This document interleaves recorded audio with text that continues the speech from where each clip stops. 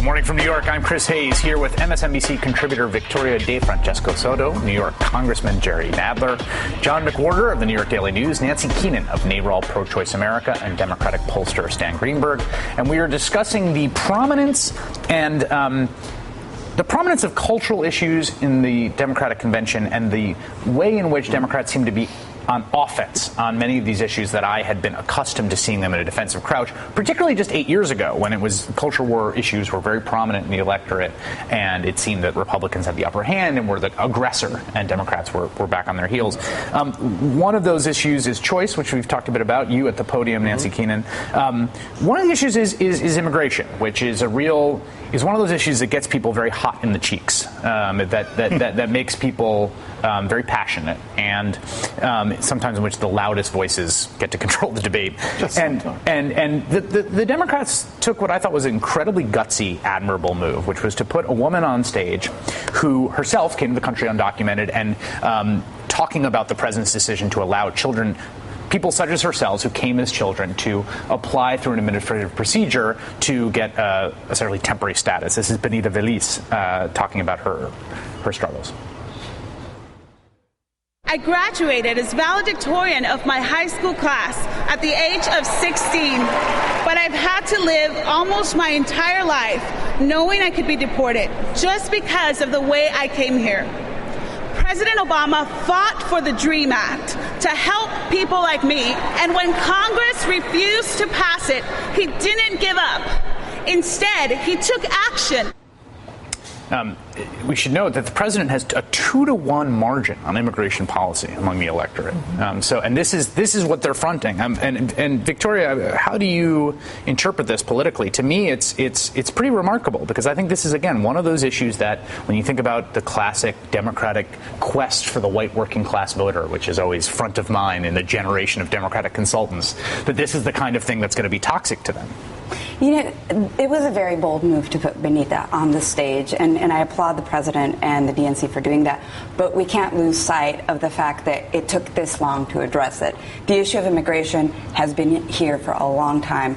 More specifically, the problem of immigration, of these millions of kids, millions of people who don't have their status regularized. So, it's a bittersweet pill, because it reminds us of the frustration. Why didn't he pass the DREAM Act? I'm not even saying comprehensive immigration reform. That would have been very hard. I know he was trying to get health care passed. But why didn't he pass the DREAM Act? Well, he couldn't pass it. The Democrats voted against the Republicans voted against it during his first 2 years. So during because of the filibuster.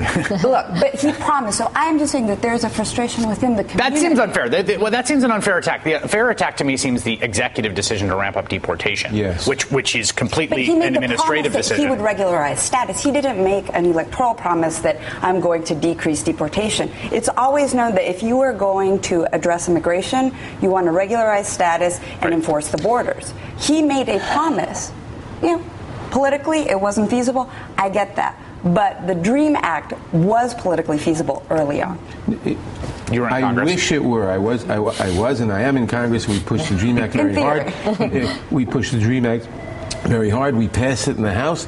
It was defeated by the Republican filibuster in the Senate. Second part of the administration. The fact is, the Republicans, even in the very first part of the administration, as long as you had one or two Democrats, Senator Nelson of Nebraska, there was always one or two Democrats.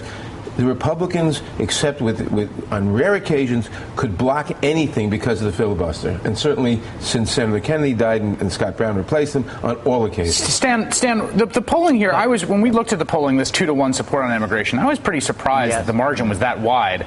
Is that normal, or is that a recent vintage in terms of a Democratic advantage on this issue? Well, first of all, if you ask about the DREAM Act, you actually have, we asked for LA Times, that kind of plurality of whites, are against, but overwhelmingly Hispanics are for it, and overwhelming and with intensity. And I really do think this is really about, on the one hand, talking about our values, which include rights and inclusiveness, but it's also about an unbelievable impact of having a Republican presidential candidate taking positions that could alienate a generation and also create a motivation to participate in this election that we have not seen before. So this is this has the ability to be defining and I think highlighting it at the convention along with the whole range of cultural issues in a way that shows the Democratic Party to be diverse, open, tolerant, and says this election is more than about the economy. And don't forget that there's a Republican sector that supports immigration. So Jeb Bush says that his party is being stupid on immigration. So there is still that fact. But the fact just is, to emphasize, I just want to emphasize that during the primary, you want to see the biggest lead you saw for the president. It was during the Republican primaries when social issues, cultural issues were dominant.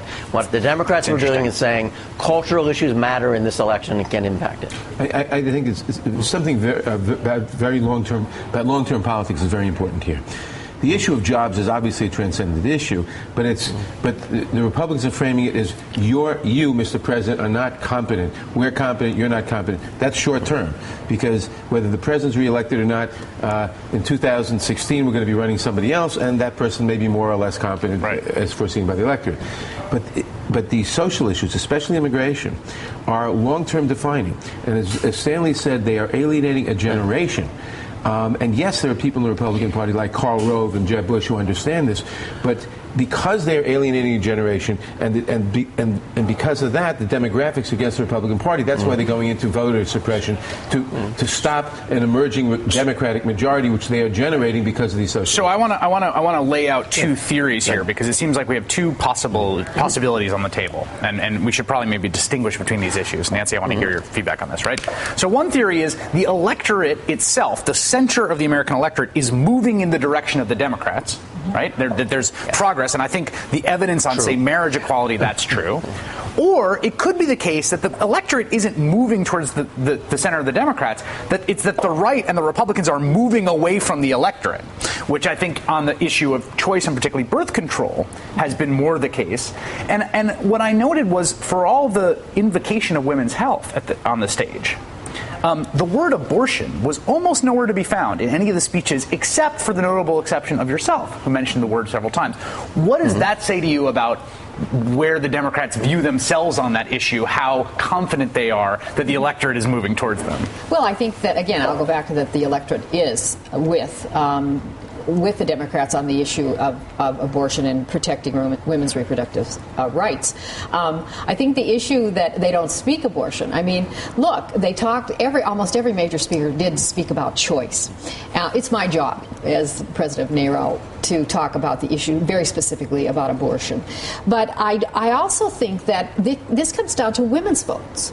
And so whether it's immigration, whether it is marriage equality, whether it's the issue of reproductive choice, women out there, I think, are going to make the difference in this election, especially in the battleground states. And the issue, you have a mother that wants her child to be able to go to college, an immigrant child that was brought to this country to be able to go there.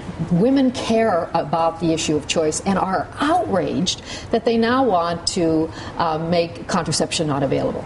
And so the issue around it is extreme. Right, but I'm just the subtext here, which I want to highlight, is that the thing you're saying is the potency of it when you talk about contraception, right? The potency of it is a backlash response to extreme overreach by the right. That is the case that you're making. And the term itself, say abortion, can drift away from what it refers to, such that a person who's very much in favor of a certain policy might avoid using that term to avoid those resonances, but that doesn't mean that their opinions have changed. Abortion is certainly one of those. Stan, were you surprised or not surprised? Were you surprised or not surprised by the non-appearance of the word abortion? And is that what you would counsel in your memos to people that were going to? I wrote a memo, and one of the points I said, let's not forget their position on cultural issues, because, the two positions, particularly contraception, but then with most recently on legitimate rape, they've taken positions where you could you can almost visibly see voters kind of step back, and say they're not really taking these positions. Contraception was the first piece of this, because overwhelmingly Catholics, favor and use contraception, and they just could not understand that was part of the public debate, and there really was a shift when they began to raise those issues. So I think actually both hypotheses are true. The electorate's moving, but on these two issues, they've taken such extreme positions that they've opened up a space for the Democrats. Well, let's be I think the situation. I agree with Stanley, but the situation is different on abortion and on gay rights, for example, because on abortion, the position of the people has been largely the same. On gay rights, it's been moving and changing more rapidly than on any other social issue that we've seen in memory. There's been a tremendous shift, and it's a generational shift, but it's also a shift within generations. People under 35, what's the issue with gay marriage? I mean, why do we care about it? Obviously, it should be allowed.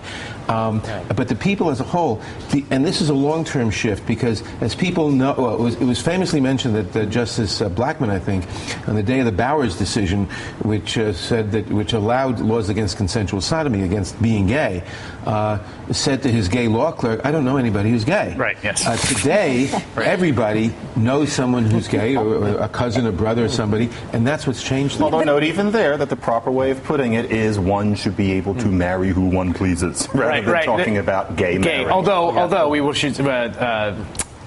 Cal Penn did say, "My friends can get gay married" from the stage. Well, I want to show the totality of invocations of marriage from both the nominee on the Republican Party and his running mate right after we take this break. As president, I'll protect the sanctity of life. I'll honor the institution of marriage. Not only a defender of marriage, he offers an example of marriage at its best. That is all we got at the Republican convention from the two people on the ticket on a marriage. Not even going out and saying one man and one woman, which is what George W. Bush said in his own convention back in 2004, and that language was more present in 2008 as well. So I think that to me is the greatest indicator of where things are on this specific issue. Stan, the polling on this issue seems to be. Congressman Nadler just said it's the most remarkable shift we've seen, and that's my sense as well. I'm in awe of it. I've watched it election after election. Look, I remember in 2004 when John Kerry, we had a Supreme Court decision in Massachusetts, constitutional amendment. We had Bush running on a constitutional amendment, on marriage. I wrote a memo after the election based on a poll that it was one of the issues that cost him maybe even Ohio.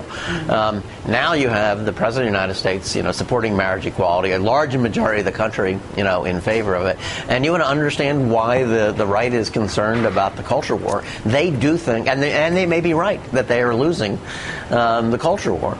They're looking at the diversity of the country. They're looking at the issues related to marriage, and they see everything at risk.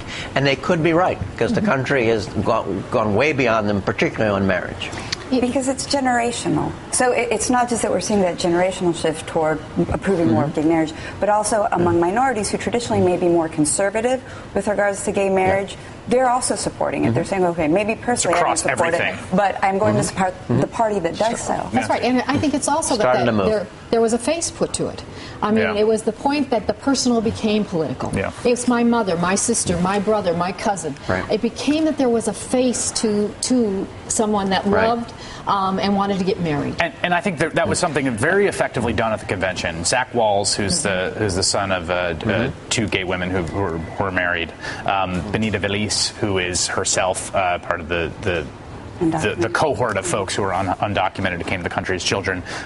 Sandra Fluck, actually, with a huge prime time speaking slot that, talk about, it doesn't get any more prominent, basically introducing the former president of the United States. And Sandra Fluck, for example. Really a real message. And she was the face. It was a real message. Yeah. She was the face. It was a real message, and it also... Please, Stan, go ahead.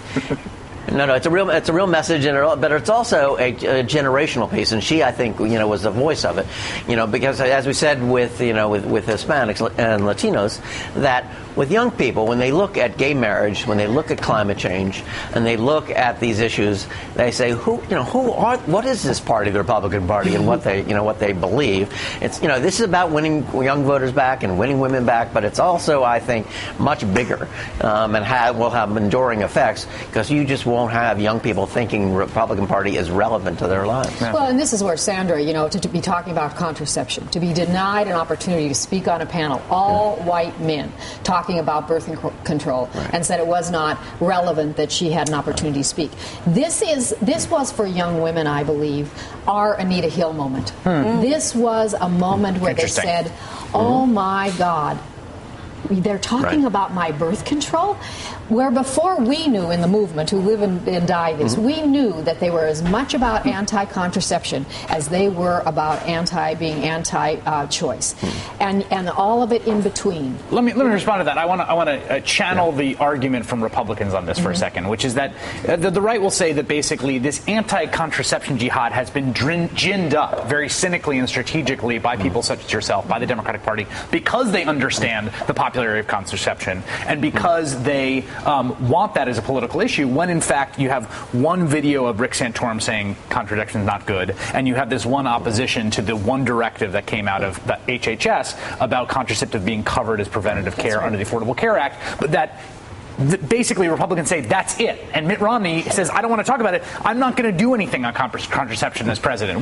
How do you respond to that? Well, but we have Mitt Romney talking about supporting a personhood amendment, which would not only outlaw birth control, it would outlaw stem cell research, and yes, it outlaws abortion care. So the point that they think that our side is bringing it up, they are the ones that went on the attack on contraceptions. They're the ones that have been advocating for abstinence-only sex education and not allowing young people, if you will, to have accurate information and to make good decisions about their reproductive health. So and they are the ones who made a big deal. They and the Catholic Church leadership who made a big deal of religious liberty out of this contraception thing, when in fact 28 states have had a similar requirement no one ever mentioned. Stan. And they're suing, and they are suing the president, and they're trying to make it an issue all across the country. They're acting on this. This is like Romney may not want to talk about it, but the fact that they have this in the platform is part of them acting on it in the Congress, acting on it in state legislatures, governors. This is a real issue in practice. They just don't want to talk about it. So we are absolutely right to note that. Democratic pollster and co-author with James Carville of the book It's the Middle Class Stupid. Stan Greenberg, thanks for joining us this morning. Thank you. All right. Delighted. Thank you.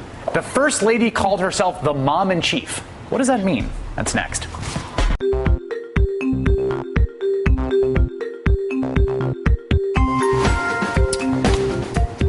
little coda to our conversation about birth control. We should also note the Senate Republicans, Blunt and Scott Brown, co-sponsored an amendment they pushed for a vote for that would essentially override the HHS's decision, and would also allow people that are employers to deny contraception coverage for any reason, both spiritual or moral or anything else. So that was actually a substantive piece of policy advanced by Republicans, put on the agenda by a moderate Republican. By a so-called moderate Republican, Scott Brown, of course, in a very hotly contested race against Elizabeth Warren in Massachusetts. All right, First Lady Michelle Obama delivered an incredible, moving speech Tuesday night that managed to weave together a narrative that combined her love for her country with her love for her husband and her kids. She talked about working hard, about doing what you're supposed to do with honesty and integrity, with gratitude and humility, and she did it with tears in her eyes. These are the values, she said, that she and the president are trying to pass on to their children.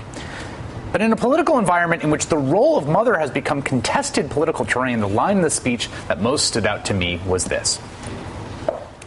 At the end of the day, my most important title is still Mom-in-Chief.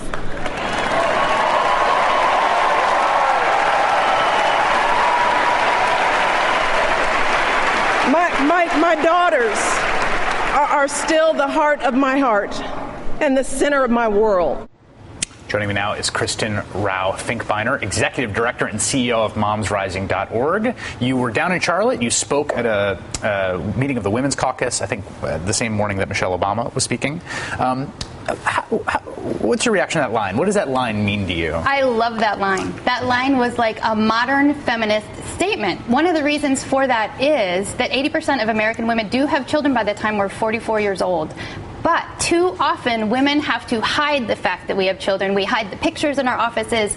We don't talk about our children in the professional world because there is significant wage and hiring discrimination against moms. So to have the First Lady stand up there and say, My job, and one of the important parts of my jobs is Mom in Chief, is a significant boost to the women out there who are struggling.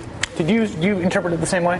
Well, yes, I did. I mean, you saw. Did you really? Well, in the sense of saying, yeah, I thought it was honest, and I thought it was fundamentally for women. They wake up every day, and you can go to work, and you can work 2 jobs. You try to make ends meet, but fundamentally, what you want is best for your children, and that's what she was saying. And she was speaking to the American women out there who are juggling 2 jobs, who are trying to find a way to get the kids to soccer and maybe get the car tuned up, and so that she was talking to middle America out there, and she is a mom, and she adores those children. She wants to protect them at some level, and so to me, she is the mom in chief, and she spoke to the American public around that issue, economically and emotionally. John, there's clearly something I'm missing on this, but it disturbed me. I was equally disturbed when she spoke in 2008, because no matter how hard I try, and I understand what you're saying intellectually, those are very important issues. What I saw was somebody with legal training who had a high-powered career, who is in a situation where, for understandable reasons, she has to be a prisoner to the career of her spouse for 4 and maybe 8 years and present herself to the country as primarily a parent. And most people are parents, and that is important, and we do need to have legislation that supports it. But the idea is that she has to downplay all of the other things that she is, and she has to, and I get it, but I just look at her as a high-powered career person who is not a man, where the primary image of her for us, and the one where we're all supposed to well up, is that she's married to a person, and we give her an ovation for being married to a person who we like, and she has to talk about the fact that she's being a parent, and that's primary. That is to all of us parents to an extent. But if we are getting past the sexism of the past, I would like it to be equally prominent that she was doing something on her own, and she's having to hold it off because of external circumstances. I should note that the people noted that the introductory video of her did not talk, I think, at all about the fact she's an attorney and her job as a hospital administrator at the University of Chicago Hospital and some of the things she'd done in her career prior to coming to the White House. I think downplaying women's intellectual success is an incredible problem in our society, and actually gets to the root of the reason why saying Mom in Chief was actually a feminist statement, because it's putting out there front and center that Mom in Chief is something that a lot of women do. It's unpaid labor, and it is not recognized, and we are penalized for it so significantly that we have to hide it. Now, one thing that I want to do is state what is going on in the background. What's the context of this statement? We have a new time in history. 3/4 of moms are in the labor force. Half of them are the primary breadwinners. And for the first time in history, half of the entire paid labor force are women. But we do not have the political economic policies in place to actually make sure that we can have family economic security. We have 1/4 of children living in poverty. So in that sense, we had Michelle Obama also in her speech speaking to economic security policies and speaking to the passage of the Lilly Ledbetter Fair Pay Restoration Act, which I thought was spectacular. We didn't have her bringing forward her professional credentials in a way that I would like, but I do still stand by the fact that the Mom in Chief is an important feminist statement, because we need to acknowledge that that work is important work and not hide from it. If it's taken that way. I want to just in a second. I want to bring in Jessica Valenti, who just wrote a book about having kids and the role that mothers play, both symbolically and actually, and what the expectations of them are. Because there's this ongoing discussion about all having among moms, and also an amazing bit of sound of Mitt Romney's mother talking about her views on these two different roles. Right after we take this break. Great. Nancy, you had a point you wanted to make about not just the First Lady and her role as mother, but female politicians more broadly. That's right. And when you take a look at the Debbie Wasserman Schultz or the Senator Kirsten Gillibrand that actually have young children, and that time and time again in this political arena, in the political sphere, they're asked, well, can you do this job and really take care of your children? And I think that's a double standard. Huge double standard. Bonkers. And it is done all the time for women. And never is that same question asked of male politicians. And that's because, on the one hand, women are in the workforce in very large numbers, but on the other hand, there's still the primary caretakers of children, and we haven't adjusted to that. We don't support them properly with daycare and so forth. I want to bring in Feministing.com founder and new mom Jessica Valenti, who has a great new book out called Why Have Kids? A New Mom Explores the Truth About Parenting and Happiness.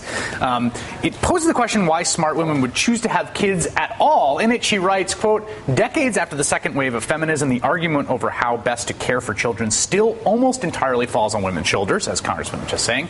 Men aren't simply excused from the conversation. They're actively excluded by a culture and politics that still promote the idea that the only appropriate caregiver, the only natural parent, is the mother. Jessica, there's a lot of really profound, great questions in this book. And as someone who just has a new father myself, that cut pretty deep. When you saw this mom in chief line from the First Lady, did you have the same reaction as some of the folks at the table?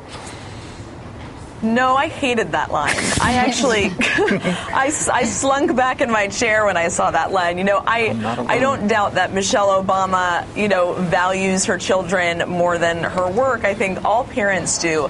But that line wasn't just about family love, right? It was about making a strong woman more palatable in a sexist world. And it gets really exhausting. I'm sick of women having to temper their ambition by these constant caveats that we're moms first, right? There's this cultural expectation with women, first of all, that we all want to become parents, and that when we do become parents, it's going to be the most important, most wonderful, most fulfilling thing we're ever going to do. And that we'll always be moms first, and I'm so over it. I think one of the important things here, though, is that when we push so strongly against traditional gender roles, we actually shoot ourselves in the foot in the long run. To not talk about motherhood in a political context in a powerful, strong way hurts us all. Right now, one study found that women without children make 90 cents to a man's dollar. Women with children make 73 cents to a man's dollar. Single moms make about 60 cents to a man's dollar. And women of color have increased wage hits on top of that. What's happening here is a lack of a public discussion about motherhood, a lack of political discussion about what policies we can move forward for both moms and dads, not just moms, to help move our culture forward, our society forward, and build our economy. And we need to have a conversation about fatherhood as well. Exactly. We have to change the whole language and ask men, how can you do your job if you have 4 children at home? And I have to say, as someone who, I went on book tour this summer, and I was on the road a lot. And I was not a good father during that period of time. There's just I was not around, and my wife had to do a lot. She carried the entire burden. And I thought to myself, if you're a politician, you're basically doing this all the time. And that's just baked into the cake. People basically just assume that away. I thought, I'm not seeing my kid. I'm not seeing my kid. I'm just actually not carrying any load here. I am now doing things that mean that Kate, my wife, has to carry that burden, and it was a short-term thing. But I saw this window into a world in which this is the norm, and it made me think about how it's part of a much larger disconnect because our society is developing unevenly, as all societies do, and you see this in a number of ways. On the one hand, we want women in the workforce, and we want them to have opportunities. On the other hand, we don't even accept. A man who is the house husband is looked upon as somewhat strange. We also don't provide proper support in terms of daycare and so forth to enable women not to be able to function in the workforce. And finally, when some of these issues you can't even talk about, because when was daycare a big political issue? And coming back to our welfare discussion. A mom who is on welfare must not stay at home with her kids, right? Because then she's not working. She's a loafer. She's not working. Whereas Ann Romney should stay home with her kids. It's a wonderful thing. Jessica, you talk about this expectation about childcare in the book. Yeah. Well, I just wanted to get to something that you were saying, Chris, about this expectation of who takes care of the children. The idea that women are the designated parent is literally not just a part of the culture, but it's a part of the policy. When the Census Bureau counts kind of what counts as child care, women are the designated parent. Any kind of child care hours that fathers put in is counted the same as babysitting, right? And I think that's unbelievable. That's kind of amazing. So when you take care of your kid, that's babysitting, according to the government. I once heard a father say, someone I knew casually say, oh, I can't do that. I'm babysitting that night. And I remember someone else being like, no, you're not babysitting. You're parenting. And there's a difference. I want to talk more about this, and I want to talk about the shocking research to me that's in this book about the relationship between happiness and having kids. It is not at all what you might expect right after this. You wanted to get a point in responding to Jessica as we were talking about the sort of expectation that's just built in about who shoulders the burden of childcare, and also the way that has market ramifications in the economy. Exactly. What we're looking at is what happens to gender roles and what happens to pay when you become a parent. And the impacts on men and women are very different. So there was a research done at Cornell University that was done with equal resumes. And it found that people who noted that they were a mother on a resume were offered $11,000 lower starting salaries than non-moms. But dads, on the other hand, were offered $6,000 more than people who didn't have kids. So we're having market pressure, we're having cultural pressure, and we're also having societal pressure. And at the same time, we are not addressing these issues in Congress in the way that we should. Right now, childcare costs more than college in many states. We're not talking about that. This is a significant economic crisis, and we have people having babies off a cliff. Right. In fact, having a baby is a leading cause of a poverty spell in this nation, which is very, very, very important that we need to address. Jessica, can I ask you a question? This is something that has worried me. I am the father of an 8-month-old, and luckily I can afford daycare, and so after 3 months my wife went back to work. She experienced a certain amount of passing guilt about that, and I had never experienced that up close before. And talking to various women friends that I have, I found that is common, that women often have that sense of guilt before going back to work. Is that, in your view, culturally conditioned? I was struck by this, utterly struck. Is it culturally conditioned, or is it perhaps, and I know we're not supposed to say this, is it perhaps biological? I don't know. You're not going to get the biological answer from me. No, I think it's culturally conditioned. It's just basic womb throbbing, Yeah, exactly. The ovaries go crazy. No, This is about women being taught from the time they're little girls, right? This is what you're meant to do. You're always going to want to do this. And it's also this problem of seeing parenting as a private domestic issue as opposed to a larger political issue, and the problem of Americans in particular thinking that the best thing for their children is a singular caretaker, most often mom, right? We kind of look at daycare as the last option available to us, when really it's a wonderful option. It's a great socialization for kids, but we're stuck on this idea as mom is the best caretaker. I was inclined towards your view, but I just wanted to hear something from someone else. I want to show a little bit of sound that was a very, I think, a different image of mother. That the motherhood and the symbolism of motherhood was very powerful at the Republican convention. It was very much spotlighted. Here's Ann Romney speaking about how she views the role of mother and its centrality in American life and culture. It's the moms who have always had to work a little harder to make everything right. It's the moms of this nation, single, married, widowed, who really hold this country together. We're the mothers. We're the wives.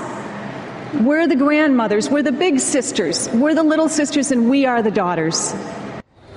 There's two things there. It's moms who always have to work a little harder to make everything right. Absolutely, I think, a true descriptive statement about American life, but not a good aspiration for how things should be. And also this idea, the love that love so deeply only a mother can fathom it, the love we have for our children, which, I don't know, I think I love my kid as much as my wife does. I mean I know that you're not supposed to, I know everybody's shaking their head, no, mother's love, but I want to talk about that, it's true or not, and get to this happiness question right after this break.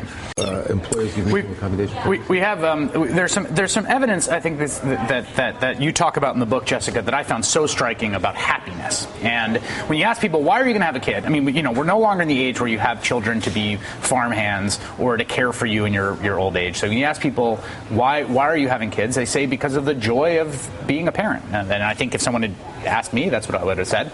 And the evidence is pretty robust across a whole bunch of studies that people get less happy, report lower levels of happiness after they have children. I was really surprised to learn that. Yeah, they do report less levels of happiness. And what I thought was really interesting was that a lot of that unhappiness can be traced, especially when a new baby comes along, to the unequal division of labor that happens once parents have a kid, and the woman is kind of taking over most of the child care responsibilities, and she starts to feel a little bit resentful.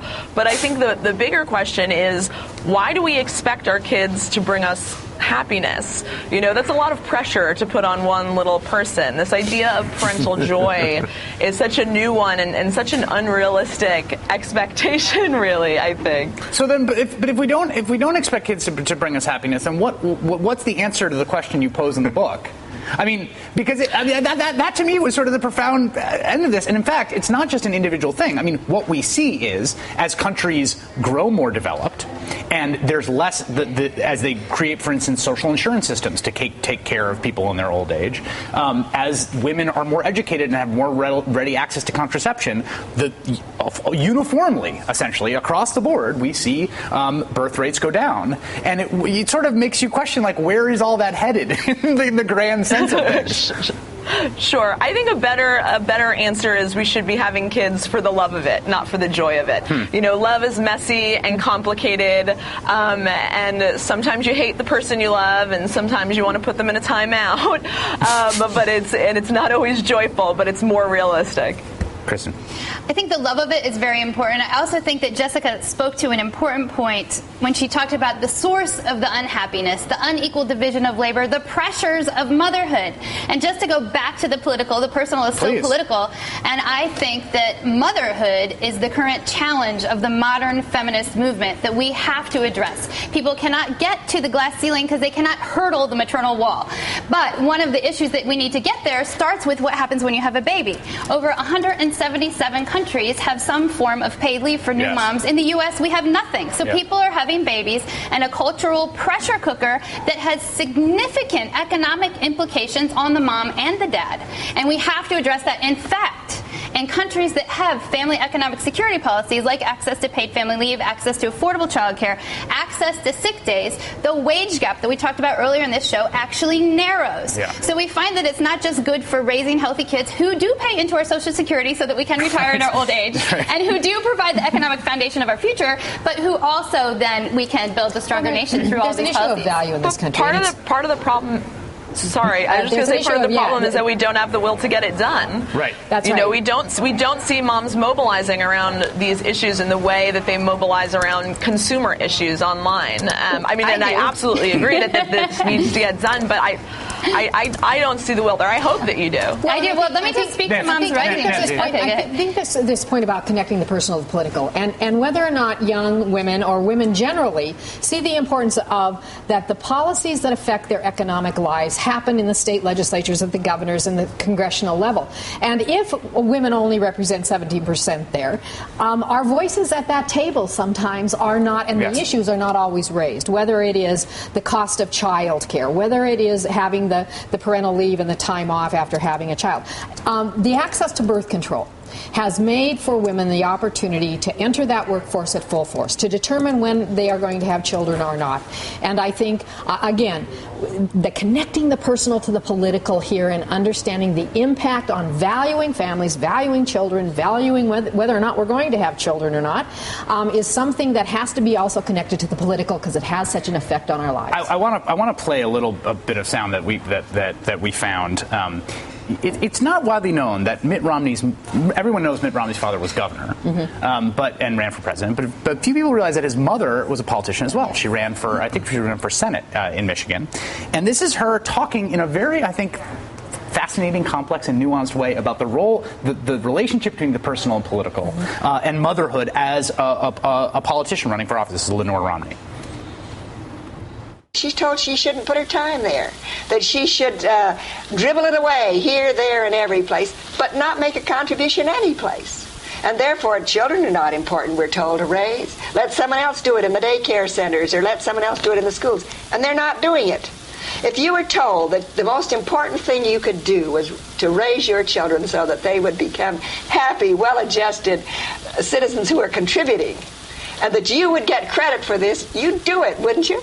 But if you were told this is no kind of a job, you're trapped, you're enslaved, you're not getting a wage for this, good grief, what kind of a wage do you want?